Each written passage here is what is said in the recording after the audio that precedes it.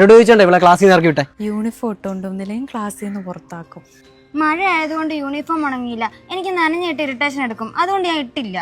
അത് മാത്രമല്ല, നിങ്ങൾക്ക് സാരി ഉടുത്തോണ്ട് പോകണമെന്നല്ലേ? ടീച്ചർ വന്നിട്ട് ചുരിദാറാണല്ലോ ഇട്ടേക്കുന്നത്. അതെ, ഞങ്ങൾക്ക് അങ്ങനെ സ്ട്രിക്റ്റ് ആയിട്ടൊന്നും പറഞ്ഞിട്ടില്ല. കംഫർട്ടബിൾ ആയ ഡ്രസ് ഉണ്ടെങ്കിൽ എന്ത് വേണോ ഇടാം. അത് നിങ്ങൾ എന്ത് വേണമെങ്കിലും ചെയ്തോ. ഇനി എന്റെ പെങ്ങളെ കരയിപ്പിക്കുന്ന എന്തെങ്കിലും പരിപാടിയായിട്ട് ഇറങ്ങിയുണ്ടല്ലോ, വിവരം അറിയും നിങ്ങൾ. പടി ടീച്ചറേ, കണക്കാണ്. എനിക്ക് ഒരുത്തനോടും പിണക്കല്. നീ അനിയത്തിയും കെട്ടിപ്പിടിച്ചങ്ങിയിരുന്നു. എടി, അവള് വന്നൊന്ന് നിന്നോട് കാര്യങ്ങൾ ചോദിക്കണമെന്ന് പറയുമ്പോൾ എനിക്ക് ചോദിക്കാതിരിക്കാൻ പറ്റുമോ? അത് മാത്രമല്ല, നിന്നെ പറ്റി നല്ല പരാതിയുണ്ട്. നീ മാനസികമായിട്ട് അവളെ ഭയങ്കരമായിട്ട് ടോർച്ചർ ചെയ്യുന്നു. ഓഹോ, വല്യേട്ടൻ. അതെ, ഞാൻ അവിടെ ക്ലാസ് ടീച്ചറാണ്. എനിക്ക് എല്ലാ പിള്ളേരും ഒരേപോലെയാണ്. ഭാവി നാത്തൂനെന്ന് പറഞ്ഞ് അവളെ പാസം ചെയ്യാൻ എനിക്ക് പറ്റൂല. അയ്യോ, നീ അവളെ പാസിക്കണ്ട. പക്ഷെ നീ എന്തിനാടി ഫുൾ ടൈം അവളോട് ഉടക്കാൻ നടക്കുന്നേ?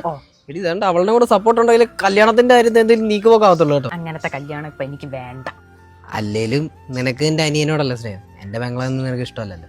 ഓ, എനിക്ക് സ്നേഹമില്ലെന്നിട്ടാണല്ലോ എൻ്റെ അനിയൻ പഠിക്കുന്ന അതേ കോഴ്സിൽ +2 കഴിഞ്ഞിട്ട് ഞാൻ ഇവളെയും ചേർക്കാൻ നിൽക്കുന്നത്. എന്നാ പിന്നെ അവളെ ആ കോഴ്സിന് വിടാം. പക്ഷെ അവളുമായിട്ടുള്ള നിന്റെ ഉടക്കെല്ലാം മാറ്റിക്കണം. അവളായിട്ട് എനിക്ക് എന്തോ തുടങ്ങും. അവൾ എൻ്റെ കൂടെ പുറപ്പല്ലേ. പണ്ടാരെ കുടയും കയറണില്ലല്ലേ. നീ വൈകുന്നേരം പാർക്കിലോട്ട് വാ.